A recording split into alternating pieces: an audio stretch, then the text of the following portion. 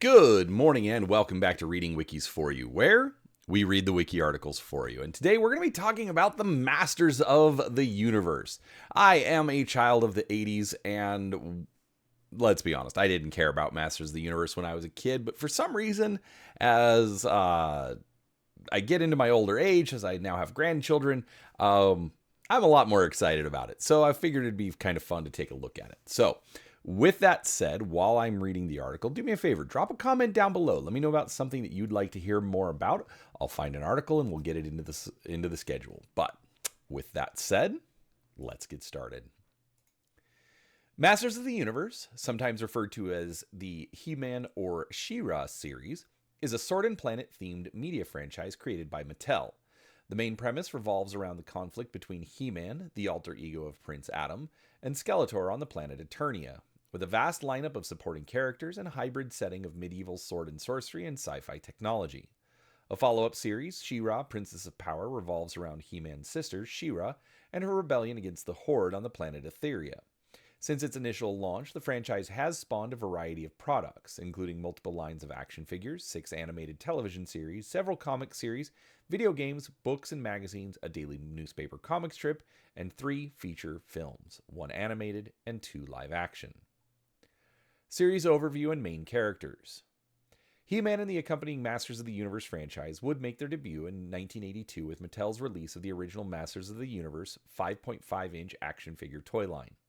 Masters of the Universe, often abbreviated as MOTU, would begin its mythos through the mini-comics that accompanied the toys throughout the 1980s.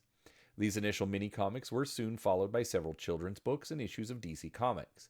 However, the Masters of the Universe franchise would become best known through Filmation's groundbreaking He-Man and the Masters of the Universe animated series. Debuting in the fall of 1983, the Filmation series ran 130 episodes over 2 seasons until November 1985. Since its inception, Masters of the Universe has usually placed its focus on the 2 primary characters, the blonde, muscular He-Man, the most powerful man in the universe, and his nemesis, the evil, skull-faced, blue-skinned sorcerer Skeletor, and their many moral-themed encounters on the planet Eternia. Set in a hybrid world of sword and sorcery and technological sci-fi, He-Man battles with Skeletor to prevent him from conquering Eternia and discovering the secrets of Castle Grayskull, a mysterious ancient fortress with a skull-shaped facade containing a great power and magic. As with many toy franchises that have been transferred to several different media, there are a number of different story differences between the various versions of Masters of the Universe. In most continuities, from the Filmation series onward, He-Man is the secret identity of Prince Adam, the son of King Randor and Queen Marlena, the ruling royal family of Eternia. Adam becomes He-Man by holding aloft his magic power sword and uttering the words, "By the power of Grayskull," and serves as the protector of good on Eternia. He is first given this ability by the sorceress of Castle Grayskull, a powerful magic user and mystic guardian of the castle, who in many depictions is able to transform herself into the Falcon Zoar. Upon Adam's transformation into He-Man, his cowardly green pet tiger, Cringer, becomes the mighty Battle Cat, a giant armored feline that He-Man often rides into battle. He-Man's most prominent allies include Man-at-Arms, a wise, loyal veteran soldier and inventor, and his adopted daughter, Teela, a spirited and skillful female warrior often portrayed as captain of the Eternian Royal Guard and a potential love interest of He-Man and Prince Adam. The childlike Trollan magician, Orko, also often features as one of He-Man's closest allies, as does Stratos, a flying birdman from the kingdom of Avion, Ram-Man, a stout dim-witted warrior with spring-like legs and a large helmet that encloses his head and upper torso, and Man-E-Faces, an actor with face-changing abilities. Skeletor is originally described as an evil being from another dimension, and in some later Motu lore as a disfigured and vengeful relative of the royal family, known as Keldor. Far from his lair on Snake Mountain, Skeletor would assemble his evil warriors to assist in his various schemes to conquer Eternia. These core minions usually include Beastman, an orange-furred ape-like master of beasts, Merman, an aquatic fish-like ocean warlord, Evil Lyn, a powerful sorceress and one of Skeletor's most feared and competent associates, Trapjaw, an iron-jawed criminal with a mechanical arm that can be fitted by a various assortment of weapons, and Triclops, a mercenary swordsman with a rotating three-eyed visor. The series overall would feature a wide and ever-expanding cast of heroic and villainous characters added to the toy line, the Filmation cartoon, and other media. with the franchise far outshining prior expectations, continuing to grow through 1983 and 1984. The release of the animated cartoon movie He-Man and She-Ra, The Secret of the Sword, in the spring of 1985, introduced He-Man's twin sister She-Ra, with her secret alter ego Princess Adora, and the arch-villain Hordak, leader of the evil Horde and the former master of Skeletor, on the planet Etheria. Stemming from the animated movie, Filmation went on to produce 93 episodes of the series She-Ra, Princess of Power, which ran until the end of 1987, along with the He-Man and She-Ra Christmas special.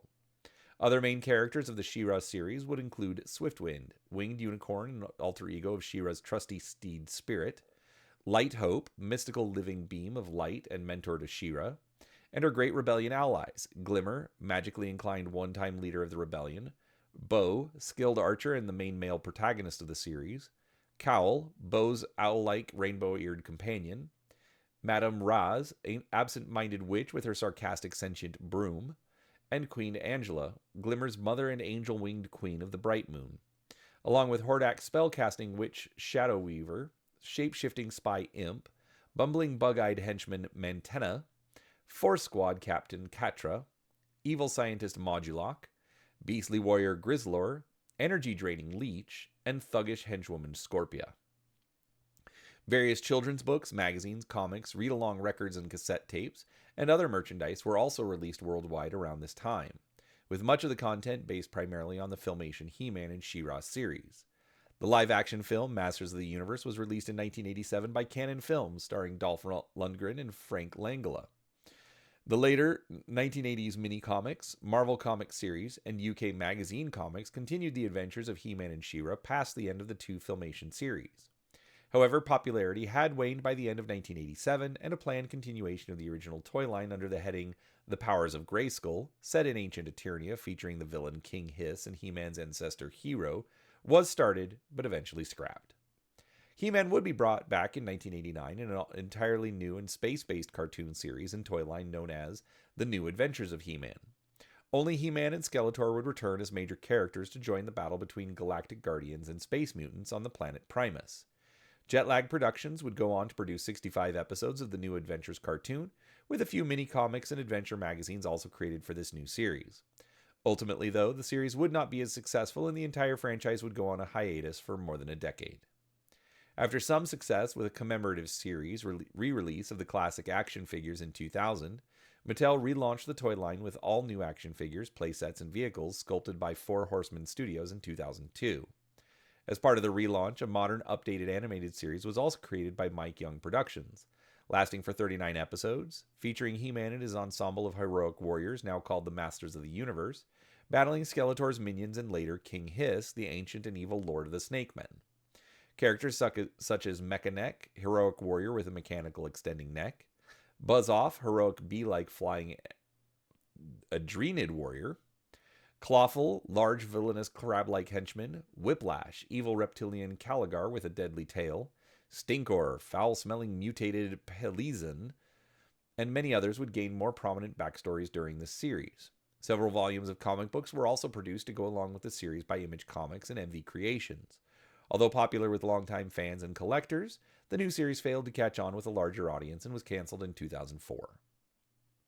From 2008 to 2020, a new assortment of Masters of the Universe action figures has been released under the banner Masters of the Universe Classics.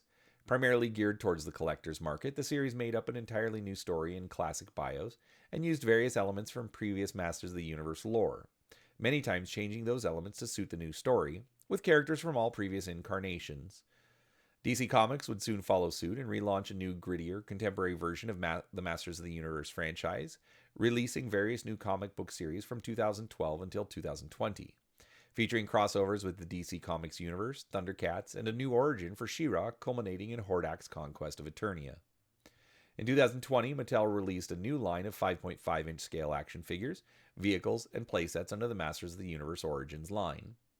Netflix and DreamWorks released an animated series entitled She-Ra and the Princesses of Power in 2018, which released 5 seasons until 2020. This was followed in 2021 by Masters of the Universe Revelation, a new Netflix animated series produced by Kevin Smith.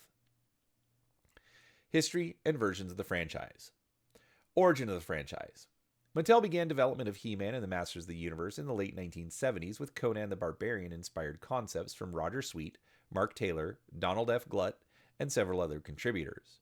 The catalyst for the creation of He-Man began in 1976 when Mattel's CEO Ray Wagner declined a request to produce a toy line of action figures based on the characters from the George Lucas film Star Wars, with the film's toy rights being acquired by Kenner instead. Upon the commercial success of the film trilogy and all related merchandise during the next few years, Mattel attempted to launch several unsuccessful toy lines, none of which captured the public's imagination or made a significant dent in the toy market. In the race to design the next hit action figure, Roger Sweet, a lead designer working for Mattel's preliminary design department throughout much of the 1970s and 80s, according to his book Mastering the Universe, He-Man and the Rise and Fall of a Billion-Dollar Idea, was the first to conceptualize the idea of He-Man. However, this is not officially acknowledged by Mattel, and authorship of the He-Man character has been subject to debate. According to various former Mattel designers, Roger Sweet drew inspiration for the designs of his first He-Man prototypes from fantasy drawings of Mattel packaging designer Mark Taylor, which included a drawing of a He-Man-like character called Torak. Roger Sweet presented the He-Man concept to Ray Wagner at the Mattel Product Conference in the form of 3 large three-dimensional plaster prototype models, which Sweet dubbed the He-Man Trio. These prototypes were molded from extensively modified Big Jim action figures. Battle Cat would also be adapted from a tiger in the Big Jim toy line. The He-Man Trio models were an axe-wielding barbarian, a tank-headed soldier, and a spaceman with a Boba Fett-like helmet. Out of the 3 concepts, the barbarian version of He-Man was chosen to be the basis of the toy line. This original trio prototype idea was released around 30 years later as the figure Vicron, and the barbarian concept on its own as Vicor in the Masters of the Universe Classics line. Quote, "The only way I was going to have a chance to sell this to Wagner was to make 3D models, big ones. I glued a Big Jim figure from another Mattel toy line into a battle action pose, and I added a lot of clay to his body. I then had plaster casts made. These 3 prototypes, which I presented in late 1980, brought He-Man into existence. I simply explained that this was a powerful figure that could be taken anywhere and dropped into any context because he had a generic name, He-Man," unquote, Roger Sweet. Originally set under the working title Lords of Power, the name Masters of the Universe came into being when it was suggested that the former name of the toy line was too religious in nature. The roster of characters would soon expand past the main hero. He-Man and Mark Taylor would draw inspiration for this series' main villain, Skeletor, from his 1971 sketch entitled The King of Sticks, along with early renderings of his characters Demo Man and D-Man. Taylor would create preliminary designs for several other original characters as well, with additional ideas or direction from Mark Ellis and Paul Cleveland, among others, but the premise behind the toy line had not yet been fully established. The backstory of He-Man was first conceptualized for special mini-comic books that Mattel marketing director Mark Ellis promised distributors would accompany the toys. Mattel had DC Comics mock up a comic book with the earliest storybooks written by Donald F. Glut. With major distributor Toys R Us concerned that 5-year-olds don't read, Mark Ellis then first proposed the idea of an animated TV special. This would eventually lead to a meeting with Filmation head Lou Scheimer and the creation of the He-Man and the Masters of the Universe animated series. Earlier in 1980, the rights holders of the Conan the Barbarian had been negotiating with the character's toy rights with Mattel, and they entered into an agreement the following year regarding characters from the 1982 Conan movie. However, with Mattel introducing the Masters of the Universe toy line in 1982, the rights holders sued Mattel, claiming the character was an infringement on the character of Conan. Mattel eventually won the lawsuit, and after legal agreements were dissolved, it was stated that the toy line was never intended for the Conan film. However, some Conan influence can be seen, as Roger Sweet has claimed to have drawn some inspiration from the paintings of Frank Frazetta, a fantasy artist with many works depicting Conan the Barbarian when creating He-Man. Early action figures and comics. The Masters of the Universe toy line was created by Mattel in 1981 and first released to stores in 1982 as 5.5-inch action figures, as opposed to the 3 3/4-inch size used by Kenner's Star Wars and Hasbro's G.I. Joe: A Real American Hero lines. The 2 main characters, He-Man, the most powerful man in the universe, and his arch-enemy Skeletor, evil lord of destruction, were first released in action figure form along with other core characters of the series, Man-at-Arms, Heroic Master of Weapons, Beastman, Skeletor's savage henchman, and Battle Cat, He-Man's fighting tiger. Later on that year, the first wave of action figures in 1982 would also include Teela, Heroic Warrior Goddess, Merman, Evil Ocean Warlord, Stratos, Heroic Winged Warrior, and Zodak, the Cosmic Enforcer. The Tila action figure was originally proposed as representing both the sorceress character, when wearing the figure's snake armor, and the Tila character, when without the snake armor, as Mattel believed there would not be enough demand for two female action figures in the initial wave.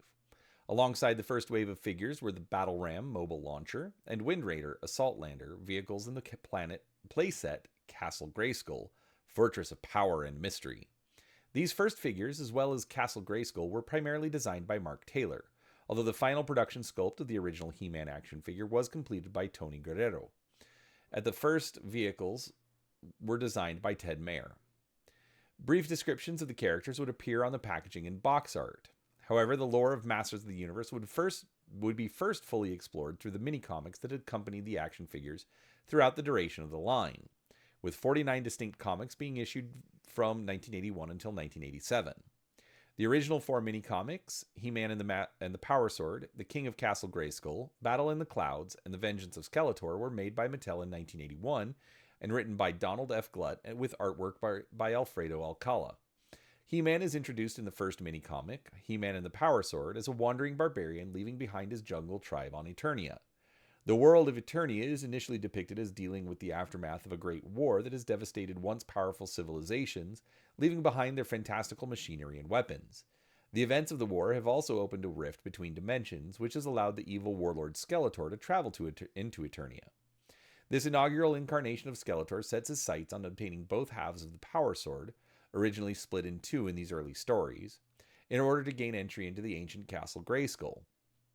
The main premise being that whoever attains control of Castle Grayskull will gain the power to become master of the universe. To combat Skeletor, He-Man is given special powers, armor, and weapons by the sorceress.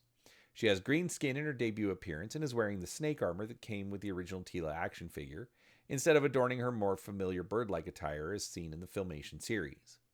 He-Man, not yet with the dual identity of Prince Adam, is supported in these initial stories by his heroic allies Battle Cat, without the dual form of Cringer, Man-at-Arms, Tila, and Stratos, the Winged Warrior, who erroneously came fighting on the side of Skeletor in the initial mini-comic.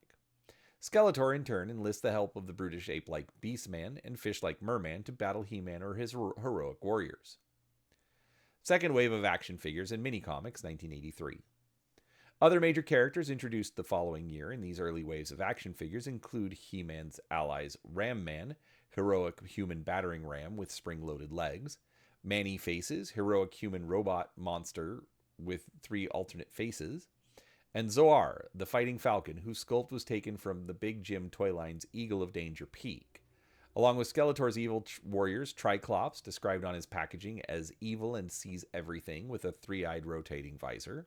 Trapjaw, evil and armed for combat with alternate weapons to place in his arm socket. Panther, Skeletor's savage cat, a fuzzy purple adaptation of Battle Cat's toy mold. Screech, Skeletor's barbarian bird, a purple recast of the orange Zoar.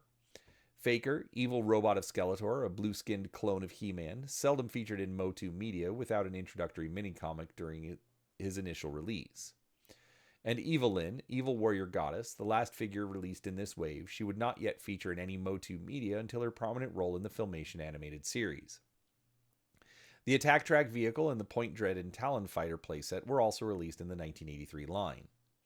This second series, consisting of 7 new mini-comics and released in 1982 and 83, was produced by DC Comics, written by Gary Cohn and featured artwork by Mark Teixeira. These mini-comics would devote several issues towards introducing the new action figure characters into the line. Cohn did not continue the same canon as was set in the first 4 mini-comics. He-Man's new ally, Ram Man, is initially tricked into fighting on the side of Skeletor in He-Man Meets Ram Man. Man-E-Faces is introduced in the ordeal of Man-E-Faces as an Eternian actor turned into a monster by Skeletor, freed by the sorceress, only to be magically possessed by 3 multiple personalities, a man, monster, and robot. Skeletor's evil warriors also get their own introductory mini-comics, with Triclops as a skilled swordsman mercenary in The Terror of Triclops, and Trapjaw portrayed in The Menace of Trapjaw as a criminal from another dimension. In these pre-Filmation stories, the primary characters of Prince Adam, Cringer, Orko, and Evil Lyn did not yet feature in the series, although the Eternian Palace and the Royal Court with King Randor and Queen Marlena, both yet unnamed, looking decidedly older than in the later series, are featured in several of these DC mini-comics, and as are the mystical Falcon Zoar, not yet an alternate form of the sorceress. and the Attack Track battle machine based on the toy and not yet a robotic voiced van-like vehicle as in the Filmation cartoon. The storyline concept of Tila as the secret daughter of the sorceress, albeit as a clone, and adopted daughter of Man-at-Arms was first introduced at this time as well in the mini-comic The Tale of Tila. A special comic and record entitled The Power of Point Dread and Danger at Castle Grayskull was also produced for the Talon Fighter and Point Dread playset. Additional waves of action figures, creatures, vehicles, and playsets were released every year until 1987, totaling 70 distinct figures in all, including 24 creatures, 12 vehicles, 6 playsets, and 10 accessories, with the final overseas releases from the original line coming in from Italy in 1988. A major proponent of the 1980s action figure boom, Masters of the Universe figures proved to be very popular and were produced and marketed all over the world. Most of the action figures were made in Taiwan and Malaysia. However, Mattel also had production facilities in the United States, Mexico, France, and Spain, and joint ventures with Leo Toys of India, Top Toys of Argentina, Estrella of Brazil, Rotoplast of Venezuela, and Takara of Japan. DC Comics, 1980s series, 1982 to 1983. In July 1982, He-Man and the Masters of the Universe would appear for the first time on the pages of DC Comics with DC Comics Presents issue number 47, in the story From Eternia with Death, followed by a special insert comic in many DC titles from November 1982 entitled Fate is the Killer. In these first two DC Motu stories, Superman ends up on Eternia joining with He-Man to combat Skeletor and his minions. He-Man's original DC comic run finished up with a 3-issue miniseries at the start of 1983, all written by Paul Kupperberg, with artwork by Kurt Swan and George Tuska. These issues would introduce the Eternian royal family, most notably Prince Adam, and his transformation into He-Man in the series. This version of Adam, however, was originally depicted wearing a blue vest and portrayed as somewhat of a philanderer, rather than his later more wholesome pink vest-wearing character. Also unique to these issues, Adam transforms inside the Cavern of Power, instead of his more famous By the Power of Grayskull line. The sorceress, now residing in the Cavern of Power, is still depicted wearing the Tila snake armor, and is often referred to as the Goddess throughout the series.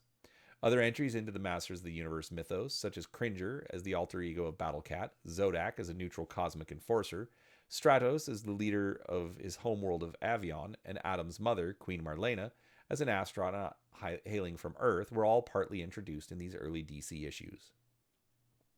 Filmation Animated Series era. He-Man and the Masters of the Universe, Filmation Animated Series, 1983 and 84. In 1983, Masters of the Universe would debut perhaps its most famous incarnation with the animated series He-Man and the Masters of the Universe. Created by Filmation under the direction of executive producer Lou Scheimer, the cartoon made its television debut on September 5, 1983 with the episode The Diamond Ray of Disappearance. Running through 2 seasons, He-Man and the Masters of the Universe was one of the first animated series produced directly for weekday syndication, as opposed to reruns primarily based on Saturday mornings. Totaling 130 episodes, with each season of 65 episodes, stretching across 13 weeks, the series' last episode, The Cold Zone, aired on November 21st, 1985. Similar to comics that came before, the series is set on Eternia, which is ruled by King Randor and Queen Marlena, visibly younger in age and with more colorful attire than in their previous comic versions. Their son, Prince Adam, now wearing his more familiar pink vest, pretends to be somewhat lazy, clumsy, and irresponsible, much like his pet tiger Cringer, depicted in the series as being very cowardly and with the ability to speak. For the first time, Prince Adam is shown to transform into He-Man by holding aloft his magic sword and saying the magic words, "By the power of Grayskull, I have the power." It is revealed in the introduction that Prince Adam's secret identity of He-Man is known only by the sorceress of Castle Grayskull, Man-at-Arms, and Orko. Rounding out the main cast of heroes is Tila, also featuring in this series with semi-regularity are Stratos and Ram Man. Appearing with much less frequency in the series are He-Man's recurring allies Zodak, Man-E-Faces, Buzz-Off, Fisto, Mechaneck, Roboto, Cyclone, Mossman, and several characters that would not receive action figure releases in the original line, such as Lizard Man and the royal archaeologist Malaktha, Trollan's Driel and Montork, Avion bird people Delora and Hawk, Adam's grandfather King Miro, Squinch and the Widgets, and the wise and ancient dragon Granamir. He-Man's nemesis, the evil wizard Skeletor, still wishes to conquer Castle Grayskull and learn of its secrets, but also now desires to take over the royal palace and rule Eternia, often seeking an ancient and mysterious beasts and artifacts to try and stop He-Man and his allies. Skeletor often hosts his rogues gallery inside his headquarters, Snake Mountain, gathered around his bone-filled throne, plotting and peering through a magic orb to spy on He-Man and his friends. Often this group of evil minions of the cunning female sorcerer Evil Lyn, and his most frequent sidekicks, the bumbling Beastman and the equally inept weapon-armed Trapjaw. Skeletor's original henchmen in the cartoon also include Merman, Triclops, and Skeletor's purple pet feline Panther. Other henchmen making a few appearances later in the series are Webstor, Cobra Khan, Too Bad, Spikor, Modulok, Clawful, and Whiplash. Some of Skeletor's rogues would appear only once in the Filmation cartoon, such as Faker, Jitsu, Batros, Icer, Fangman, Dragoon, and Strongarm. Other villains not allied with Skeletor would occasionally appear as well, such as the powerful wizard Count Marzo, the plant demon Evil Seed, Kothos, Shokoti, Negator, and the rabbit-like space pirate Plundor, to name a few. Despite the limited animation techniques that were used to produce the series, He-Man and the Masters of the Universe was notable for breaking the boundaries of censorship that had severely restricted the narrative scope of children's TV programming in the 1970s. For the first time, a cartoon series could feature a muscular superhero who engaged in on-screen combat, although most of the time wrestling-style moves were utilized instead of direct violence. The cartoon was also groundbreaking in that it was produced in connection with marketing a line of toys, as advertising directly to children was controversial during this period. As an attempt to mitigate the negative publicity generated by these controversies, a life lesson, or moral of the story, was played at the end of each episode, which was usually tied to the action or central theme of the episode in question. Although in the United Kingdom, the closing morals were often edited out of the original broadcasts. The series featured the voice talents of John Irwin, who starred as He-Man and Prince Adam, Beastman, Ram-Man, Webstor, Whiplash, and many others. The aforementioned Alan Oppenheimer, voicing Skeletor, Man-at-Arms, Battle-Cat Cringer, Merman, Buzz-Off, and many others. Lindy Gary as much of the female cast, with Teela the Sorceress, Evil Lyn, and Queen Marlena, and executive producer Lou Scheimer providing the voice work for a multitude of other characters such as Orko, King Randor, Stratos, Trapjaw, Triclops, Many Faces, Mechaneck, Fitzo, Clawful, Cobra Khan, Spikor, and Too Bad, to name a few. The series was often produced by Lou Scheimer and Hal Sutherland and directed by Gwen Wetzler. Marsh Lamore, Lou Kachivas, Steve Clark, Ernie Schmidt, Ed Friedman, and others, with Tom Cito serving as a main storyboard artist, along with Tom Tataranowicz, Warren Greenwood, Robert Lamb, Don Manuel, Bob Arkwright, and many other contributors. Writers on the show included Larry DiTilio, David Wise, Robbie London, Michael Reeves, Doug Booth, J. Bryn Stevens, and many others, including early scriptwriting work from Babylon 5 creator J. Michael Straczynski, Paul Dini of Batman the Animated Series fame, and one episode, Battle Cat, by DC Fontana of Star Trek fame.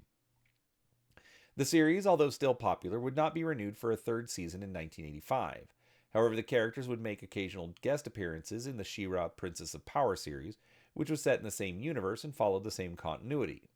The She-Ra series began with a 5-part animated serial, which was later condensed into the animated movie The Secret of the Sword, released theatrically in the spring of 1985 and featuring most of the main characters from both cartoons. The characters would continue to appear in guest roles throughout the She-Ra series, as well as a Christmas special. The very last appearance of Filmation's He-Man and Skeletor is in one of the final She-Ra episodes entitled Assault on the Hive, airing December 13th, 1986. Filmation era Motu action figures and mini-comics, 1984 and 85. Sales of the toy line continued to increase with the exposure of the animated series, and new waves of figures and vehicles were produced during this peak of popularity. First introduced into the action figure line in 1984 were new battle armor versions of He-Man and Skeletor, who could be battle damaged when the mechanism on the figure's chest was pressed. These new renditions of He-Man and Skeletor did not appear in the animated series or the mini-comics, but several new characters in the Filmation series found releases in these third and fourth waves of action figures. Making their toy line debuts in 1984 were He-Man's allies Buzz-Off, Fisto, and Mechaneck. The first action figures for Prince Adam and Orko were also produced in this third wave. Skeletor's evil warriors received new recruits as well, with Clawful, Jitsu, Cobra Khan, Webstore, and Whiplash, all added to the line in 1984. Vehicles produced in 1984 include the Dragon Walker, Road Ripper, Roton, and Stridor. The major playset that year was Skeletor's evil stronghold, Snake Mountain. Series 3 of Mattel's Motu minicomics contained stories similar to the Filmation animated series, with minicomics such as Dragon's Gift, Masks of Power, and Double-Edged Sword, adapting stories straight from the first season episodes of the same name. There were some differences from Filmation, however, as can be seen in the Temple of Darkness minicomic, with the sorceress now in her bird-like Filmation attire, but in an all-white version of the costume. The mini-comics, He-Man and the Insect People, and The Clash of Arms included many of the new characters from the toy line, such as Buzz-Off, Mechaneck, Fisto, Strider, Webster, Clawful, and Whiplash, while others, such as The Secret Liquid of Life, Slave City, and The Siege of Avion, had less to do with the toy line and introduced new original mini-comic characters instead, such as He-Man's childhood friend, Prince Dacon, the evil Geldor, the kobold master Lodar, and Haramesh the demon. The 1985 wave of action figures included new versions of He-Man and Skeletor with special action figures, Thunder Punch He-Man and Dragon Blaster Skeletor. Heroic warriors included in the line were Moss Man, Roboto, and Cyclone. Evil warriors in 1985 consisted of Spikor, Too Bad, and Stinkor. Vehicles produced in this fourth wave were Bashasaurus, Battlebones, Landshark, Night Stalker, and Spidor. The largest addition to the 1985 Masters of the Universe toy line came in the form of the Evil Horde, whose characters were set to debut in the animated He-Man and She-Ra The Secret of the Sword motion picture. Although villains in the soon-to-debut She-Ra Princess of Power animated series, 5 out of the 6 initial Evil Horde action figures were produced for the Masters of the Universe line instead of the Princess of Power toy line. The new main villain, Hordak, was followed in action figure form by his underlings Mantenna, Leech, Grizzlor, and Modulok. Hordak's lair, the Fright Zone, was also released as a playset in 1985, although it bore no resemblance at all to the mechanical, industrial-looking Fright Zone seen in the animated She-Ra series. Series 4 of the mini-comics in 1985 began to depart from some aspects of Filmation's continuity, as each member of the Evil Horde appeared in their own titular mini-comic, focusing more on their attempts to attack He-Man and invade Eternia rather than anything She-Ra Princess of Power related. Likewise, Skeletor's Dragon Blaster and He-Man's Thunder Punch powers were never seen in the animated series, but debut here in the mini-comics Skeletor's Dragon and the Treachery of Modulok. Roboto also received an alternate origin story in the Battle of Roboto, being a creation of Man-at-Arms rather than a wandering alien as in the Filmation series. Stinkor and Spikor starred in their own mini-comics as well, in The Stench of Evil and Spikor Strikes, which also included Mossman, Cyclone, and the Spidor vehicle. Only the mini-comic, The Obelisk, followed the established continuity more closely and did not feature any of the new characters or vehicles. Michael Halperin and Christy Marks wrote many of the 1984 and 85 mini-comics, while Lee Nordling often served as editor. Larry Houston, Mike Lee, and Alfred Alcala composed most of the artwork for these issues, while DC Comics' Bruce Timm was the illustrator for Grizzlor, The Legend Comes Alive. The introduction of She-Ra and The Secret of the Sword animated feature, 1985. In 1984, Mattel and Filmation decided to diversify the Masters of the Universe line beyond its traditional realm of male action, in the hopes of bringing in a young female audience as well. Thus, She-Ra, a feminine warrior woman heroine in the same vein as He-Man, was proposed with an all-new line of dolls action figures for girls. In conjunction with the toy line, Filmation would begin work on a new animated series titled She-Ra Princess of Power, featuring this new main character. She-Ra would be revealed as Princess Adora, the long-lost twin sister of Prince Adam He-Man, living on Eternia's sister planet, Etheria, ruled by Hordak, the main antagonist of the new series and the tyrannical leader of the Evil Horde. She-Ra would be first introduced in the animated feature He-Man and She-Ra, The Secret of the Sword, released in theaters on March 22, 1985. The film would feature most major characters from He-Man and the Masters of the Universe, and introduce many of the new characters and concepts behind the new series. She-Ra Princess of Power, Filmation Animated Series, 1985 to 1987. Filmation's She-Ra Princess of Power first aired The Sword of She-Ra Part 1 into Etheria on September 9, 1985. The Secret of the Sword animated movie from earlier that spring was essentially a compilation of what would become the first 5 episodes of the She-Ra cartoon series. The series would run for 2 seasons, 93 episodes, from 1985 to 1987. She-Ra, Princess of Power, was produced in lieu of continuing He-Man and the Masters of the Universe for a third year. However, He-Man often appeared in episodes of She-Ra to aid his sister, and several other characters from He-Man and the Masters of the Universe, both heroic and evil, also appeared in multiple crossovers. She-Ra was born as Princess Adora on Eternia, Prince Adam, He-Man's twin sister and daughter of King Randor and Queen Marlena. As an infant, Adora is kidnapped by Hordak and Skeletor and taken to the world of Etheria. Adora is raised and brainwashed by Hordak and his confidant Shadow Weaver, to eventually become Force Captain of the Horde. After encountering her brother He-Man, she eventually acquires the Sword of Protection and seeks to learn the true evil of the Horde. After first transforming into She-Ra and seeing the error of her ways, she becomes a member of the Great Rebellion, a secret small band of rebels living in the Whispering Woods and fighting to free Etheria from tyrannical rule of Hordak. Just as Prince Adam transforms into He-Man with the use of his Sword of Power, Adora transforms into She-Ra via her Sword of Protection, a replica of He-Man's sword featuring a smooth blue gem in its hilt. Unlike He-Man's sword, She-Ra possesses the ability to transform into different weapons and accessories, such as a lasso, a shield, or a flaming blade. Like her brother Adam, however, Adora's transformation into She-Ra is similarly triggered by holding her sword over her head, but with her own unique invocation for the honor of Grayskull, I am She-Ra. Also similar to He-Man and Cringer Battlecat, She-Ra transforms her horse Spirit into the flying unicorn Swiftwind. Though strong like He-Man, She-Ra is shown to have additional powers as well, such as the ability to heal with her touch and communicate with animals via telepathy. The premise of the She-Ra TV series was the reverse of the He-Man cartoon, where the heroes are actually rebels countering an evil establishment. The Great Rebellion is originally led by Queen Angela and her daughter Glimmer, with the main cast of the Princess of Power cartoon also including the skilled archer Bo, Bo's timid companion Cowl, and the absent-minded magician Madame Raz and her wisecracking sidekick Broom. Also appearing in many episodes are the small imp-like forest-dwelling Twiggets and mystical Light Hope, who serves as the Sorceress of Grayskull-type guide to She-Ra, residing high atop Mount Skydancer in the Crystal Castle. Throughout the series, recurring characters and members of allies of the rebellion included Adora's swashbuckling love interest Seahawk, the flirtatious Ice Queen Frosta, powerful Sorcerer Queen Castaspella, the Mermaid Princess Mermista, flower-loving Perfuma, net-tossing Natasa, far-seeking Peekaboo, butterfly-like Flutterina, and the intergalactic scout Sweetbee. With the He-Man and the Masters of the Universe cartoon no longer in production, Motu Toyline characters also appeared in the She-Ra series, such as the Elephant Warrior Snoutspout and the Comet Warriors Rockin' and Stonedar. A special character, Luki, was also introduced, hiding somewhere in the background of nearly every episode of the series, emerging at the end of the episode, revealing to viewers where he had been hiding and relating the moral of the story.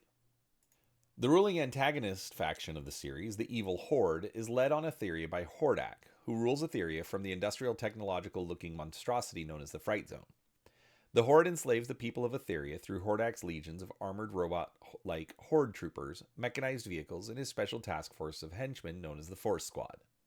The Force Squad, led originally by Adora and now Katra, consists of the bug-eyed Mantenna, the fearsome Beast Island operator Grizzlor, the hulking life force-draining amphibian like Leech, the whiny shape-shifting Imp, and the pincher-clawed scorpion woman Scorpia. The Horde was later joined by others including Skeletor's former scientist henchman Modulok, his robotic creation Multibot, the future snake men Tongue-Lashor and Ratlor, Entrapta, the evil inventor with deadly braids, the octopus woman Octavia, the Horde zookeeper Voltak, and the robot Horde trooper commander Dylamung.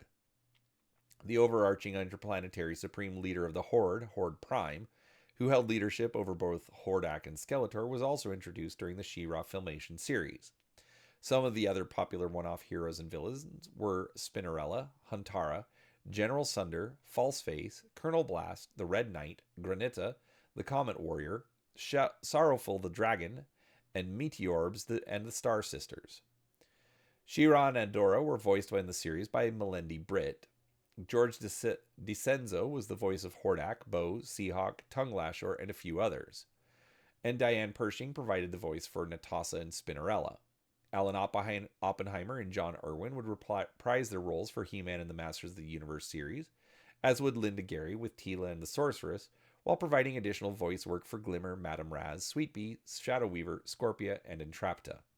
Credited as Eric Gunden, Lou Scheimer returned as well to provide voices for a plethora of characters, including Swiftwind, Cowl, Lighthope, Broom, Mantenna, Leech, Grizzlor, Modulok, Horde Prime, Multibot, Ratlor, Orko, the Horde Troopers, and many of the Twiggets, while his daughter Erica Scheimer took a more prominent role in this series, providing the voices for Lukey, Queen Angela, Frosta, Imp, and several of She-Ra's female associates. She-Ra, Princess of Power would air its final episode, Swifty's Baby, on December 12th, 1987, with no real finale for either the She-Ra or He-Man Filmation series. Princess of Power, Mattel Toy Line, 1985-87. Released in 1985, Mattel's toy line, Princess of Power, sometimes abbreviated as POP, featured almost exclusively female characters, all of whom featured an emphasis on hair and clothing, with real hair and partially soft good costumes.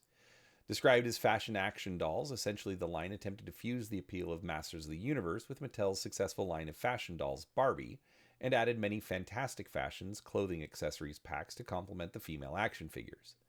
The 1985 line of Princess of Power figures included She-Ra, Bo, Glimmer, Cowl, Angela, Frosta, Castaspella, Catra, and Double Trouble.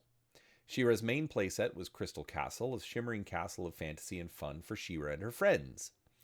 Enchanta, a large swan creature vehicle, was also produced in the first wave of toys, as were several horses to accompany the figures, Swiftwind for She-Ra, Arrow for Bo, and Storm for Catra. The Princess of Power toy line ran from 1985 to 1987, for which Mattel would release a total of 22 action figure dolls, with 12 creatures, 2 playsets, and 16 clothing accessories. Apart from the main Princess of Power line, the preeminent villains of the She-Ra series, Hordak and the Evil Horde, were released by Mattel under the Masters of the Universe branding. The character Catra was the only villain to be released in the first wave of the Princess of Power figures, with Mattel downplaying her connection to the Evil Horde in the toy line. In 1986, a new scratch and sound version of Catra was joined by her feline pet Claudine and fellow Horde villainess Entrapta. She-Ra was accompanied in the second wave by her allies Flutterina, Mermista, Peekaboo, Perfuma, and Sweet Bee. Crystal, translucent plastic versions of Swiftwind and the horses Sundancer and Moonbeam were also released in Wave 2, along with the Butterflyer and Sea Harp creature vehicles in the Crystal Falls playset. The third and final wave saw diminished sales and production in 1987 with the releases of Natasha, Spinnerella, and Lukey, along with Bubble Power She-Ra, Royal Swiftwind, Silver Storm, and Shower Power Catra. Several recurring characters from the She-Ra cartoon did not receive action figures in either the original Pop or Motu toy lines, such as Madame Raz, Lighthope, the Twiggets, Seahawk, Shadow Weaver, Scorpia, Imp, Octavia, or Hunga the Harpy, though nearly all of these omitted characters would receive action figures in the 2008-16 produced Masters of the Universe Classics Revival line for collectors. She-Ra would also feature in 13 of her own mini-comics, along with several children's books, comic magazines, and read-along record cassette tape books. Last years of the original toy line. Final action figures and mini-comics 1986 to 1988. The final series of action figures and mini-comics in 1986 and 87 would continue on the adventures past the animated series and its sequel in the She-Ra line, introducing new characters not seen in the cartoon series such as Heroic Warriors Rio Blast, Clamp Champ, and Extendar, the Evil Warriors Blast Attack and Scareglow, the Snake Men King Hiss, Squeeze, and Snakeface, the Hordemen Dragstore and Mosquitor, and the spinning top-like Energy Zoids Rotar and Twistoid. Aside from these new characters, longtime Motu staple characters King Randor and the Sorceress were finally released in action figure form. Other later Motu characters that had only appeared in the She-Ra Princess of Power animated series also saw release in the form of the elephant-headed Snout Spout, the Rock Warriors Rock-On and Stonedar, the Snake Men Tongue Lashor and Ratlor, and the Horde members Multibot and the Horde Trooper. New versions of the lead characters were also produced with Flying Fist He-Man, Terror Claws Skeletor, and Hordak in 2 new forms. The Evil Horde obtained their first vehicle creatures in the toy line with Mantisar and Monstroid, while the Horde Slime Pit playset proved to be quite popular in 1986, coming complete with canisters of green ooze to pour over the action figures, while held in place with a giant claw. Also that same year, the Land and Sky Disc Launcher, Blaster Hawk, and the Road Rocket Laserbolt were produced for He-Man's heroic warriors, while Skeletor gained the Dragonfly attack vehicle known as the Fright Fighter. A less expensive price point, several accessory packs of smaller vehicle weapons included the Mega Laser, Jet Sled, and Stilt Stalkers in 1986, and the Scuba Tack, Tower Tools, Cliff Climber, Beam Blaster, and Artillery set, and several small transforming egg-shaped creatures known as Meteorbs laid into the line in 1987. Also laid into the line in 1987 were 3 original characters from the live-action movie Blade, Saurod, and Gwildor, with their entry into the Motu mythos explained in one of the last original mini-comics, The Cosmic Key. No other movie-related figures were produced. However, in 1988, the final action figures of the original toy line, the laser power versions of He-Man and Skeletor, did bear some resemblance to their live-action movie counterparts and were released only to European markets. One of the main storylines of the later mini-comics released with these later waves of action figures was the introduction of a new major villain faction known as the Snake Men, first appearing in the mini-comic King of the Snake Men. Cobra Khan, Tongue Lashor, and Ratlor were now under the leadership of the ancient Eternian King Hiss, whose Snake Men army rose from Eternia's past, joining forces with Skeletor to once again rule Eternia. Another major mini-comic storyline of this period included the introduction of the 3-towered Fortress of Eternia in the Ultimate Battleground, which was a massive final playset for Motu, one of the biggest of all 1980s toy lines, complete with a motorized monorail circling the towers. Other notable mini-comics included the debut of Hordak's gruesome mind-altering slime pit in the Escape from the Slime Pit, one of several origin stories for Rock-On and Stondar in Rock People to the Rescue, cybernetic horde experiments resulting in the creation of the Warriors Dragstore and Extendar in the Warrior Machine, and the suggested origin of Skeletor as Keldor in the search for Keldor. All of this was leading toward what would have been a continuation of the series in the Powers of Grayskull line before being discontinued. These series 5 and 6 mini-comics were often edited by Lee Nordling with art direction from Ron Cook, and included writing by Tim Kiplin, Phil White, and Stephen Grant, with the artwork of Bruce Timm, Jim Mitchell, Chris Carlson, Charles Simpson, and Larry Houston, among others. The Powers of Grayskull, 1987. The proposed exploration of the distant past of Eternia, dubbed Preternia, forms the basis of what was originally to be the next incarnation of the toy line, entitled The Powers of Grayskull. However, the toy line was canceled very early on, with only a few toys released. The main story information originates from the final mini-comic, The Powers of Grayskull: The Legend Begins, which was intended as the first of a 3-part series. However, only this issue appeared. The proposed storyline was to focus on ancient Eternia, which was populated by many creatures, including the aforementioned cybernetic dinosaurs and giants. When the Sorceress and He-Man arrive, followed by Skeletor, they find King Hiss leading an attack on a village in the hope of drawing out the Elders, using some of the cybernetic dinosaurs to their advantage. Hiss serves an unnamed one and agrees to unite with Skeletor on the basis that he might be an emissary. Seeing Skeletor's interference, the Sorceress allows He-Man to enter the battle, but, for reasons that will be made clear to you in the future, he had to be disguised. He finds himself overwhelmed, but then a shadowy figure appears who turns the odds with a powerful wand. The stranger then sends the Snake Men back to their base and all the time travelers home. The Sorceress describes the intervener as the greatest sorcerer of all, and He-Man is left asking, but who is he? No further story information is given, and it remains unclear how the giants mentioned and released as toys would fit into the story. However, some marketing press releases and prototypes have shed further information on this. The wizard was to be Hero, an ancestor of He-Man. Raised by his mentor Eldor, and discovering special powers in a cave, Hero would have led the fight against the Snake Men. According to the mini-comics writers, he was intended that the central antagonist would be Keldor, a character revealed similarly late in the line to have been He-Man's uncle, and also strangely hinted to have been the former identity of Skeletor. Whether or not Keldor was also supposed to be the unnamed one, Hiss served is not clear, although in an interview writer Stephen Grant vaguely recalls that the intention was that the unnamed one would be a greater evil who, as the Emperor was to Darth Vader, was intended to be the one who caused Keldor to become Skeletor. Home video. On April 25th, 2022, the complete series was released for the first time on DVD in the UK by Fabulous Films. Other comics, books, and media. Marvel Comics daily newspaper strips and fan club magazines 1985 to 1988. In the years after the animated series ended, generally going along with the established Filmation continuity, Marvel Comics would release a younger skewing Star Comics Masters of the Universe series that ran from 1986 to 1988 bi-monthly and produced 13 issues, featuring many of the later characters introduced in the toy line as well as new ones such as Lieutenant Andra. Apart from the standard comic book format, there was a He-Man and the Masters of the Universe magazine, a US-based fan club magazine featuring puzzles, fan letters, feature stories, and comic strips. The magazine series featured well-rendered covers and posters by artist Earl Norham, and a Create a Character contest with the winner Nathan Bittner revealed in the spring 1986 issue. Bittner's creation, Fearless Photog, was never realized in the 1980s, and an action figure was not produced until the Masters of the Universe Classics Collector's toy line in 2012. Daily Masters of the Universe comic strips were also in newspaper syndication from 1985 until 1989. The strips were primarily written by Chris Webber and edited by Karen Wilson, with distribution in the US and worldwide in countries such as Brazil, India, Greece, and the former Yugoslavia. The newspaper strips were generally lesser known to the wider fan base until 1,639 of the 1,674 daily strips were finally collected in hardcover format with He-Man and the Masters of the Universe, the newspaper comic strips released by Dark Horse Books in 2017. International publications 1983 to 1990.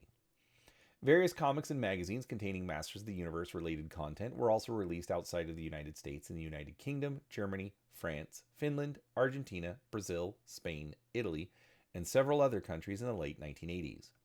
One of the most notable was produced by Egmont's London editions in the United Kingdom, which published 72 issues bi-weekly of their By the Power of Grayskull Masters of the Universe comic magazine from 1986 to 1988. The series was headed by Brian Clark and is often noted for in-depth stories expanding the canon and the origins of many Masters of the Universe characters. In addition, London editions would introduce several new characters such as Skrullos, who served as an in-universe editor and guide to the series. From issue 50 onward, the series would begin to reprint many translated and reworked versions of Ehappa's German language comics, although original content was still produced for the Secret Files of Skrullos portion of the comic magazine until his demise in late 1988.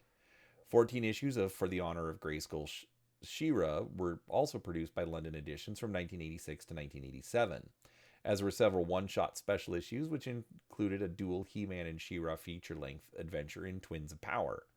Starting in 1987, London Editions added a second larger monthly comic magazine entitled Masters of the Universe Adventure, which ran for 18 issues before turning into a new adventures-themed magazine, He-Man Adventure, for 6 more issues, before ending the series with 4 final issues in a best-of format of reprints in 1991. Original comic book content was created in Germany as well, first by Interpart Condor for 18 issues from 1984 to 1987, then in Egmont's Ehappa Masters of the Universe comics for 21 issues from 1987 to 1989, with promotional content also appearing in several German Mickey Mouse comics from the time period. Both the German and British comics were often translated to provide content for other countries. In addition, a few promotional comics and mini-comics were also produced by Mattel for various European department stores, often featuring reworked versions of existing comic stories with few exceptions. Children's books, 1983 to 1990. Masters of the Universe and The Princess of Power featured in many children's books from the 1980s, with one of the main producers of these titles, Golden Books, publishing several series of hard and soft-cover children's books from 1983 to 1986. The first few releases of the Golden Books material is more in line with the early Mattel mini-comics, with the later books following the Filmation cartoon series. New elements were also introduced by Golden Books, notably the character of Goatman in the book Secret of the Dragon's Egg in 1985. World IP also produced annual Masters of the Universe and Princess of Power storybooks in the UK from 1984 until the New Adventures line in 1990. Most World IP storybooks would loosely follow the established Filmation continuity, although the 1984 annual edition was written in a pre-Filmation style, naming prominent characters Orko and King Randor as Gorpo and King Miro, respectively. Eurydice France produced several Maîtres de l'Univers volumes as well, almost all of them directly based on various episodes of Filmation's He-Man and the Masters of the Universe series. Also notable in the 1980s were the various combination book, record, and cassette tape read-along adventure stories. These included many small hardcover book and cassette tapes produced by Ladybird Books out of the UK, several record and tape read-along book sets from Kid Stuff Records in the US, and 2 book and audio adventures by Mattel packed in with a rare action figure 2-pack and with a Point Dread and Talon Fighter playset. Games, audio plays, Power Tour, and other media 1983 to 1987. Several video game adaptations of the franchise were released from 1983 to 1987. Masters of the Universe: The Power of He-Man was released by Intellivision for Atari 2600 and Intellivision in 1983. 2 games, Masters of the Universe: The Arcade Game and Masters of the Universe: The Super Adventure, were developed by AdventureSoft and released by US Gold for Amstrad CPC, BBC Micro, Commodore 64, and ZX Spectrum in 1987. Although the Commodore 64 version of Masters of the Universe, the arcade game, was retitled Masters of the Universe: The Illith Stone. A video game based on the 1987 live-action movie Masters of the Universe: The Movie was released by Gremlin Graphics for Amstrad CPC, Commodore 64, MSX, and ZX Spectrum, also in 1987. Additionally, various Masters of the Universe board games were released throughout the 1980s, and role-playing game publisher Fawcett produced the Masters of the Universe role-playing game in 1985 with sets of die-cast miniatures created by Grenadier Models. Throughout the 1980s, a wide variety of He-Man merchandise was released, including coloring books, activity books, panini sticker books, toothbrush holders, costumes, bed sheets, and many other items. Several read-along audio plays were created by Kid Stuff and by Pickwick Ladybird in the United Kingdom. Notably, a complete Masters of the Universe audio play adventure LP record was released by Kid Stuff Records in 1983 and written and produced by John Braden, with a new He-Man theme song and original voice acting. Also notable were a series of audio cassettes released in Germany by Europa, consisting of 37 episodes and more than 40 minutes in length, with an additional 10 Princess of Power tapes and 6 specials. These cassettes would continue to add to the expanding Masters of the Universe mythos, introducing the world of Anti-Eternia with an evil alternate universe version of He-Man. Home video releases of Filmation's animated series were produced by RCA Columbia on VHS and Betamax, for 11 volumes with red-framed box art before switching to their Magic Window brand with A Secret of the Sword movie in 1985, for 12 additional He-Man and the Masters of the Universe volumes and 10 She-Ra Princess of Power VHS releases. Golden Books, Germany's Ocean and Select, and various others also released Masters of the Universe video content in the 1980s. A Masters of the Universe Power Tour live stage show toured across the United States and Canada in 1987, with 19 consecutive performances at New York's Radio City Music Hall. Directed by Tony Christopher, husband and wife team Jack and Leslie Wadsworth portrayed He-Man and She-Ra, while Carlos Planchart and Eric Van Bars played lead villains Hordak and Skeletor, respectively. The production also featured lesser-used characters such as Rio Blast, Clamp Champ, Snout Spout, Rock On, Ninjor, Blast Attack, and songs by an original character, Songster. Live-action Masters of the Universe film, 1987. In 1987, a live-action He-Man film was made by Canon Films entitled Masters of the Universe, released in the United States on August 7, 1987. The film was directed by Gary Goddard and starred Dolph Lundgren in the title role of He-Man, Frank Langella as Skeletor, with Courtney Cox, Robert Duncan McNeil, and James Tolkien in supporting roles. The other characters from the original cartoon to appear in the film are Evil Lyn, Man-at-Arms, Teela, Beastman, and the Sorceress. A new character, Gwildor, is included in place of Orko, as the special effects of the time were deemed too insufficient and too costly. Skeletor's henchmen Blade, Saurod, and Karg were also introduced in place of other more familiar villains from the established continuity, such as Triclops, Merman, and Trapjaw. In the film, Skeletor has finally conquered Eternia after stealing the cosmic key from the locksmith Gwildor, allowing him to gain entry into Castle Grayskull and imprison the sorceress. The heroes He-Man, Man-at-Arms, and Teela are joined by Gwildor and escape to the planet Earth using Gwildor's prototype cosmic key. Stranded on Earth, they are faced with the task of retrieving their cosmic key and returning to Eternia before Skeletor can gain the full power of Castle Grayskull. Skeletor sends his minions to Earth with the mission of recovering the cosmic key prototype as the war between good and evil is transferred to Earth, before returning to Eternia for a final battle between He-Man and a golden-clad, godlike Skeletor in the film's climax. Numerous parts of the previously accepted history of the series are omitted from the film, including all references to Prince Adam, Battlecat, Orko, King Randor, and Queen Marlena.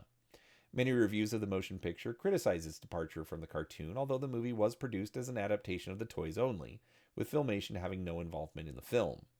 It is also implied that Castle Grayskull itself is the ruling point of Eternia rather than any royal city.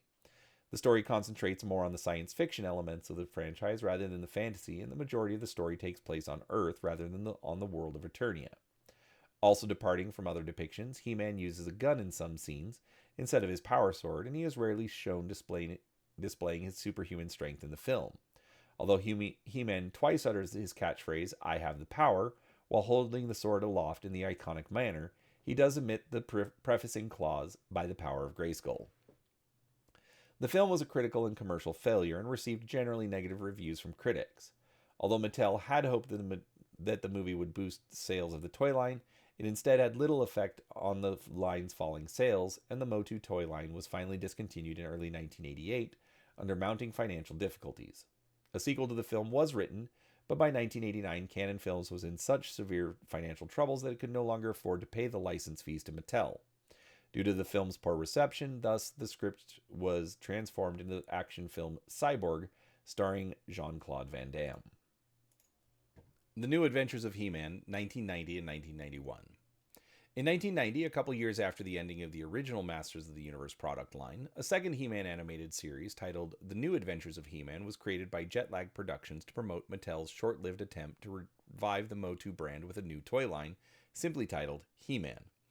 The new series is radically different from the original fantasy-oriented milieu, shifting to an almost purely science fiction setting that sees He-Man transported to the futuristic planet of Primus.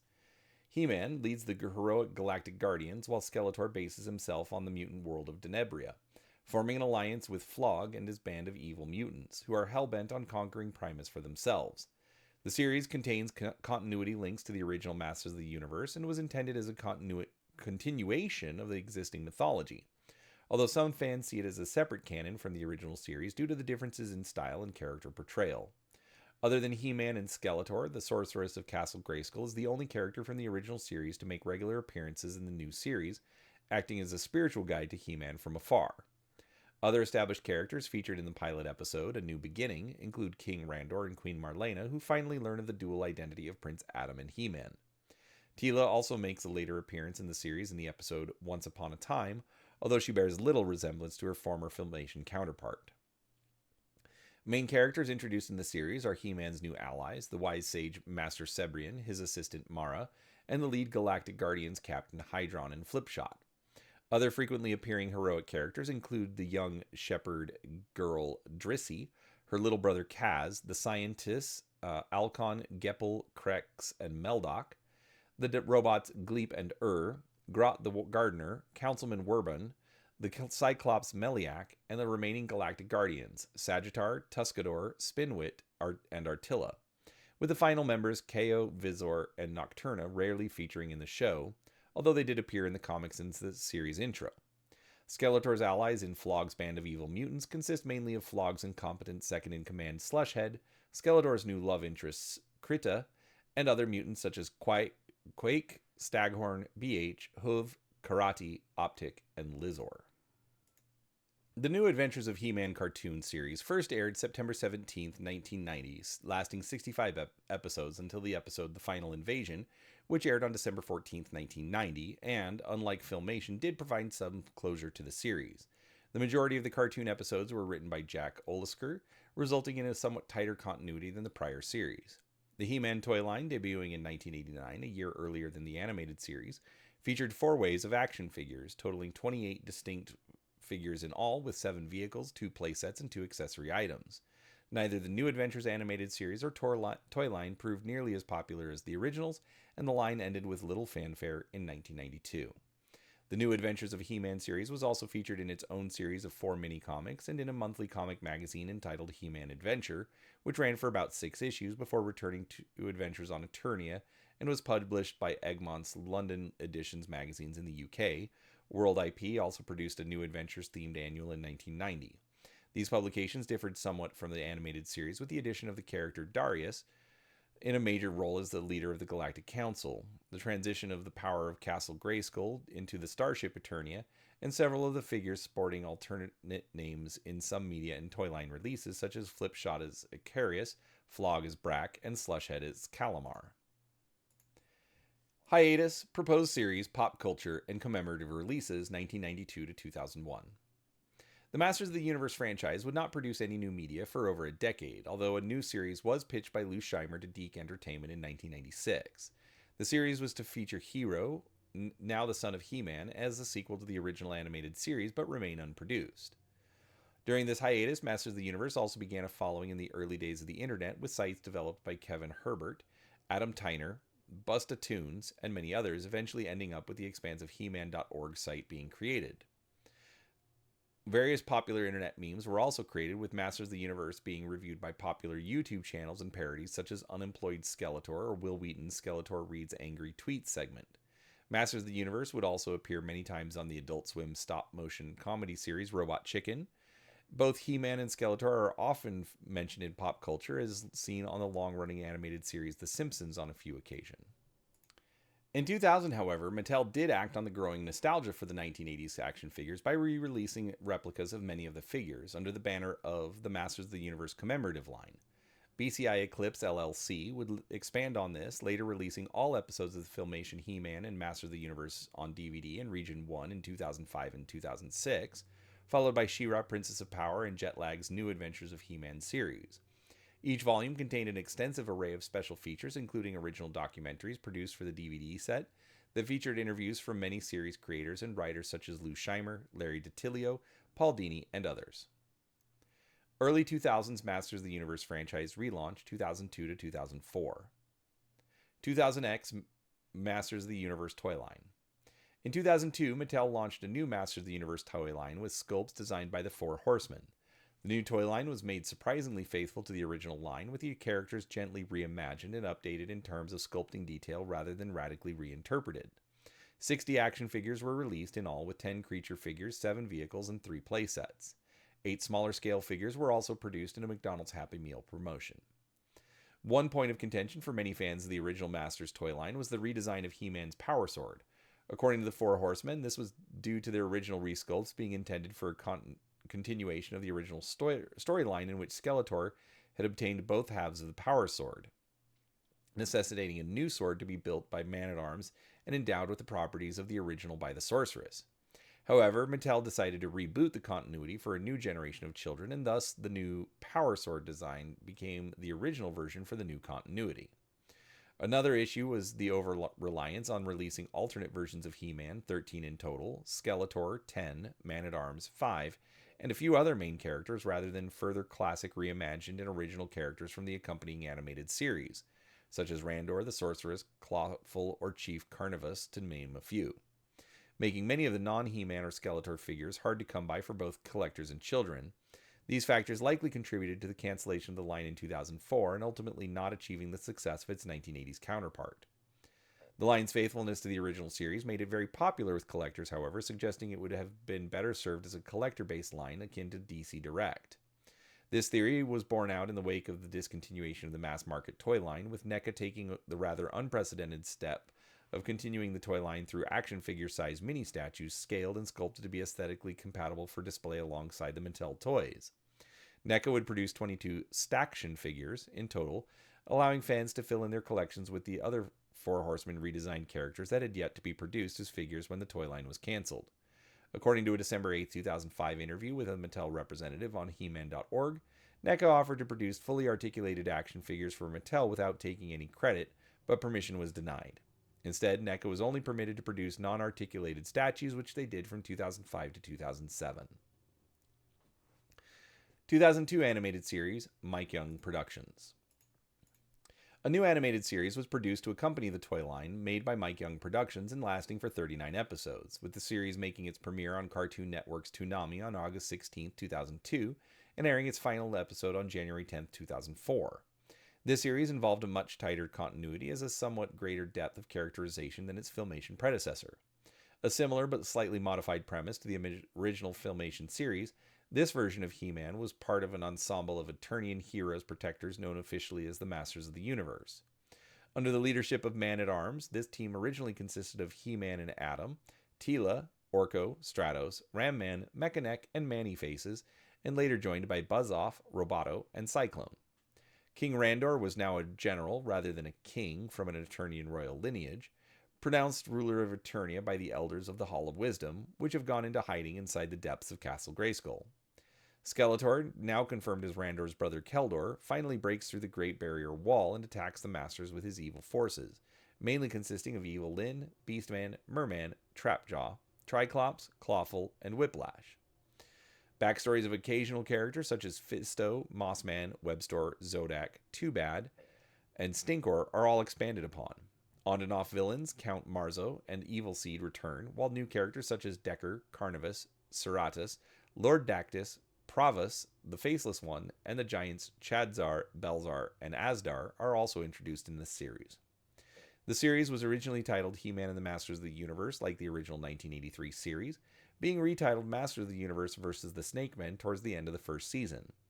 In addition, sidelining Skeletor as chief villain in favor of King Hiss, leader of the reptilian Snake Men, with He-Man and many of the characters now bearing a new snake armor look. He-Man's ancestor, King Grayskull, and his sorceress wife, Vina, also debuted in this season against his nemesis, Hordak. Hordak and the Evil Horde were to be the main antagonists for the third season if the show had continued, but it was not renewed. The 40th and final episode was produced as a comic book special feature on the last DVD set of the series, which was part of a 3-volume release originally by BCI Eclipse in 2008. Video games, 2002 and 2005. A game based on the second Masters of the Universe series titled He-Man Power of Grayskull was developed by Tanico and published by TDK Mediactive in October 2002 for the Game Boy Advance, which also featured an introductory mini-comic. A follow-up developed by Savage Entertainment and published by Midas Interactive Entertainment, He-Man Defender of Grayskull was released for PlayStation 2 in February 2005. Comic series by MVC and Image Comics. From 2002 to 2005, Image Comics and MV Creations published several series of comics and one-shots that mirrored tales of Masters of the Universe. The comic series elaborated and added to the mythos by introducing characters that never appeared in the 39 episodes of the television series. The first issues were seen in the summer of 2002 in the form of special promotional preview issues, with 3 miniseries continuing on after. The Shards of Darkness in fall 2002, followed by Dark Reflections and Rise of the Snake Men in 2003.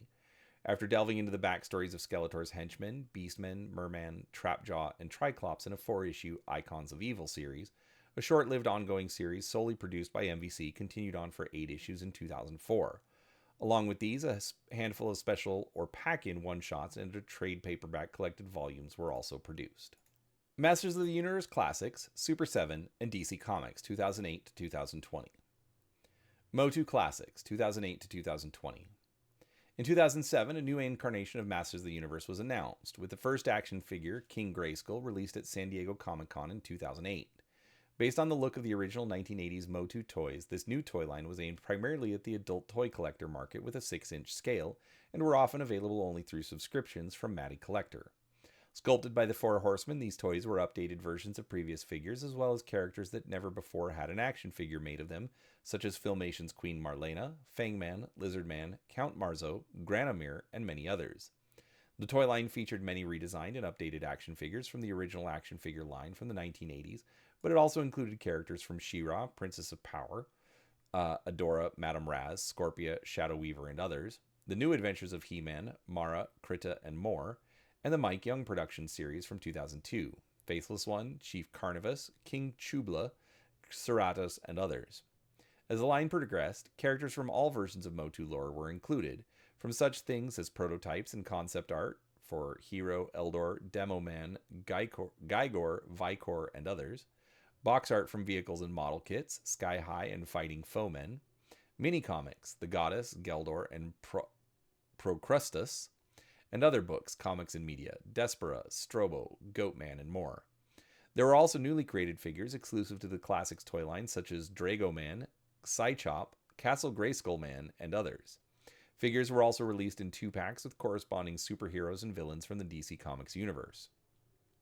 Masters of the Universe Classics surpassed the original 1980s toy line in terms of length, running continuously for 7 years with more than 150 different figures produced following its launch in August 2008. In 2016, Mattel ended production on the Motu Classics and MattyCollector.com's Club Grayskull series, with the production company Super 7 taking over the Masters of the Universe license, though Super 7 would continue the series. Super 7, 2016 to 2020. Super 7 produced several 3 3/4 inch figures in the style of the classic Kenner Star Wars action figures from the late 1970s to early 80s, and many figures in the style of the small pink muscle King Keshi toy lines, also from the 80s. Super 7's releases included figures from their animation special, The Curse of the Three Terrors, followed by the Masters of the Universe Ultimates line, which consisted of deluxe re-releases of classics figures, and a continuation of the prior classics and Club Grayskull lines.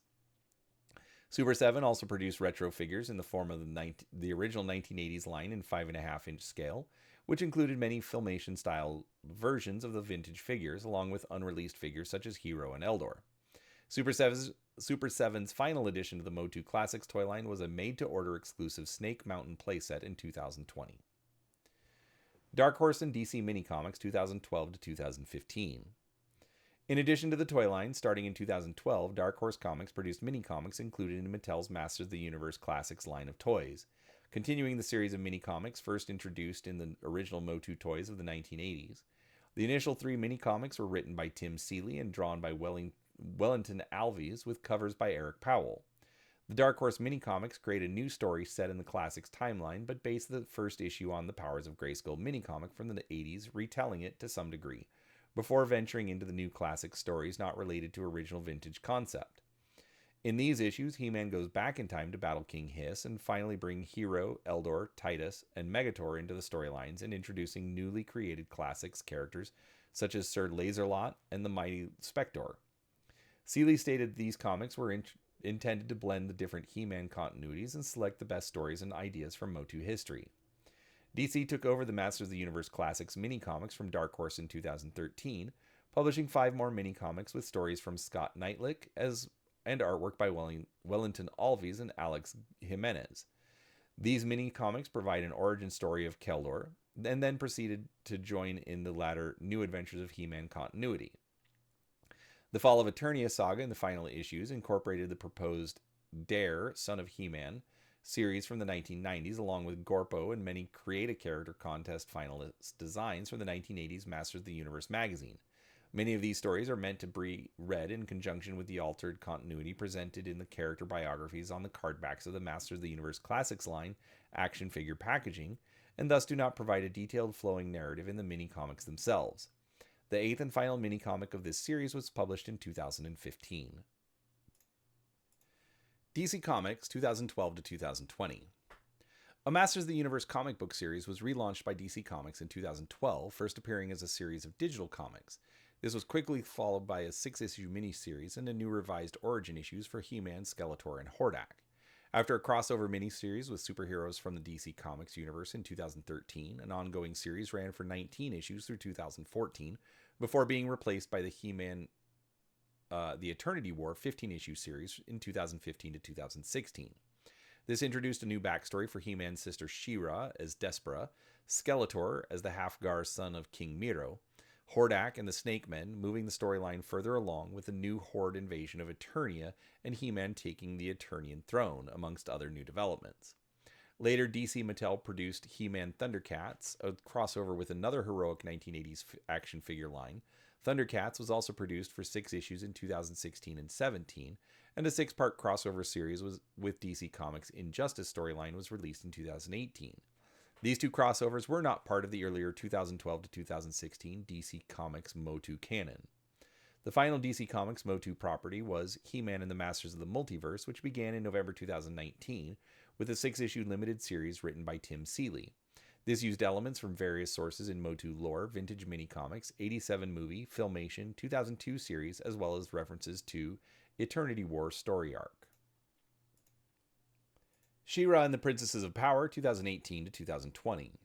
On December 12, 2017, DreamWorks Animation, SKG, and Netflix announced a new reboot series based on She-Ra, Princess of Power series from the 1980s.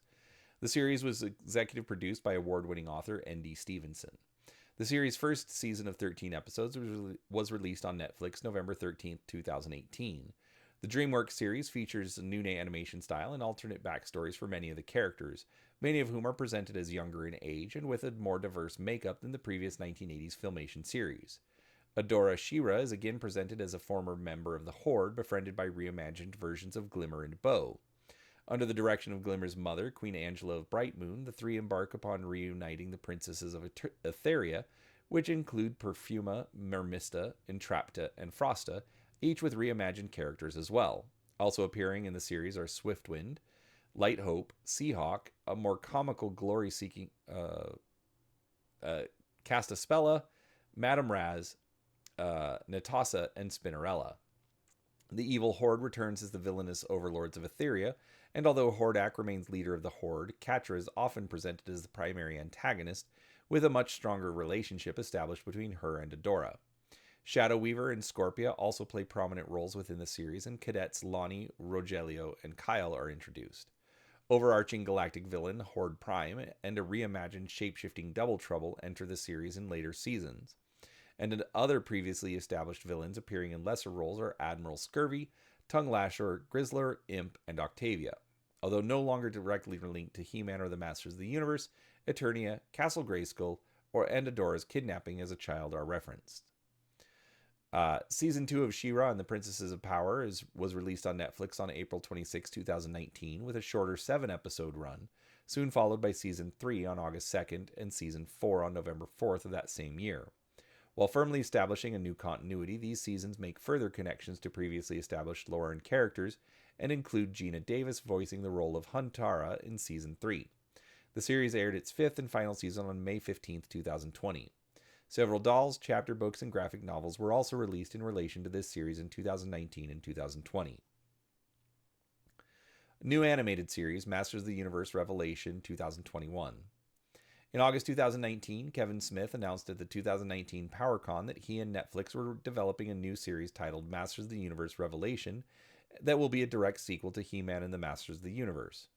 On February 14, 2020, the full voice cast was confirmed, which includes Mark Hamill providing the voice for Skeletor, Chris Wood voicing Prince Adam and He-Man, Sarah Michelle Gellar as Teela, and Lena Headey as Evil Lyn. The series features many characters never before seen in animated form, such as Scareglow, Blast Attack, Andra, and Hero, incorporating a wide range of Masters of the Universe lore over its long history and varied incarnations. The first 5 episodes made its debut on Netflix on July 23, 2021, with the remaining 5 releasing on November 23, 2021. In June 2022, during Netflix's Geeked Week 2022, a sequel to the series titled Masters of the Universe Revolution was announced. In March 2023, it was announced that Melissa Benoist would replace Gellar as Teela for Revolution. Dark Horse Comics 2021. Masters of the Universe released a prequel comic series to the Masters of the Universe Revelation animated series on Netflix, with the first issue released on July 7, 2021. He-Man and the Masters of the Universe 2021 CGI Revival. In December 2019, it was announced that in addition to their other series, Netflix will also be developing a new Masters of the Universe series using CGI animation, with Rob David developing the series, producing it alongside Adam Bonnet, Christopher Keenan, Jeff Matsuda, and Susan Corbin. Brian Q. Miller will serve as story editor on the series. Animation services are being provided by House of Cool and CGCG Inc. 2026 reboot film. Since 2007, a reboot of Masters of the Universe has been in the works but has gone through development hell with various studios, directors, and writers connected to the project. Variety reported in 2007 that Grayskull Masters of the Universe would be produced by Joel Silver and written by Justin Marks and employing visual special effects to a large degree, as was done with the 2007 war film 300. With that deal to reboot the film going nowhere, Warner Brothers announced that John Stevenson, director of Kung Fu Panda, was slated to direct the upcoming feature. On May 12, 2009, it was announced that the scripting duties had been handed to newcomer Evan Daughtry, with John Stevenson still attached to direct. In September 2009, Sony took over the rights from Warner Brothers to produce Masters of the Universe live-action film after Mattel and Silver couldn't agree on a creative direction for the film. Sony and escape artists Todd Black, Jason Blumenthal, and Steve Tisch were now developing the project from scratch for Columbia. In April 2010, Sony hired screenwriters Mike Finch and Alex Litvak to draft a new script. Deadline reported that John M. Chu was in talks to direct the film. Original He-Man actor Dolph Lundgren did an interview with IGN about possibly reappearing in the film as King Randor. On October 12, 2012, Richard Wenk was hired to rewrite the script for the film. On March 28, 2013, Chu said that the film was still early in its development and that it would not be campy but rather dramatic origin story. On October 7, 2013, The Hollywood Reporter reported that Terry Rossio would write the film. Todd Black, Jason Blumenthal, and Steve Tisch were assigned to produce it. The film would be set on Eternia. The site would also reported that Chu would not direct the film. On February 26, 2014, it was reported that directors Jeff Wadlow, Mike Cahill, Harold Zwart, and Chris McKay were on the short list to direct the film. On April 9, 2014, Schmoes Know reported that Wadlow would direct the film, but The Hollywood Reporter announced that he was merely rewriting the script. Columbia Pictures Senior Vice President Devon Franklin tweeted that Jeff Wadlow had completed the script.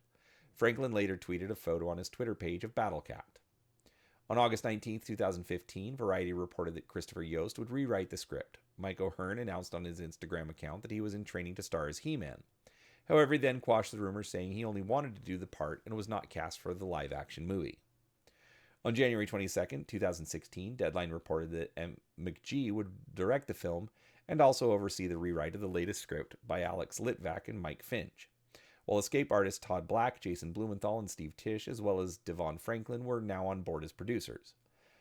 On June 24, 2016, Kellen Lutz tweeted on his Twitter page that he had a meeting with both McGee and Mary Viola about taking the role of He-Man. McGee told IGN that the role of He-Man had not been cast yet, but that Lutz was being looked at very closely for the part. This draft of the script would be set on Eternia, but not exclusively there. In addition, pre-production had moved on to doing makeup testing. McGee commented on the film, saying, "I think we want to honor the fan base first and foremost. We also need to be cognizant of the incredible resonance of what Kevin Feige is doing with Marvel, and the balance of full-bodied entertainment. That it's both credible and emotional, action-packed, and the story of a hero's journey. It's the genesis of He-Man. It's the becoming of He-Man. We want it to be clicking on all cylinders in that regard. We're not going to stop until we get it right." On April 26, 2017, Sony confirmed that the film would finally be released December 18, 2019. Along with the release date confirmation, it was announced that McGee was no longer directing the film. During the search for his replacement, Entertainment Weekly reported that David S. Goyer had been brought in to write the script. In December 2017, further reports said that Goyer was in talks to direct the film.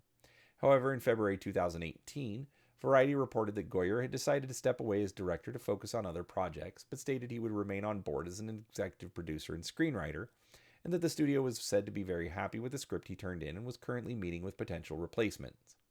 In April 2018, another Variety report stated that Aaron and Adam Nee were set to direct the film. On January 11, 2019, Deadline reported that Art Markham and Matt Holloway would rewrite a new draft for the film. Principal photography was originally scheduled to begin on July 15, 2019 and wrap on October 18, 2019, with Prague as one of the shooting locations. On February 13, 2019, it was reported that principal photography on the film would begin in mid-July 2019 in Prague. On March 20, 2019, it was reported that Noah Centineo was in talks to play He-Man. On April 29, 2019, Centineo, in an appearance on The Tonight Show starring Jimmy Fallon, confirmed that he would be playing He-Man in the upcoming film. On May 16, 2019, Sony announced that the film's release date was changed to March 5, 2021. In October 2019, The Hollywood Reporter had reported a rumor that Sony would sell the movie to Netflix. On January 24, 2020, the film had been taken off its release schedule with the film adaptation of Uncharted, which also got its release date changed, taking its place before that film changed its release date again. On April 29, 2021, a representative for Centennial announced that he would no longer play He-Man in the film.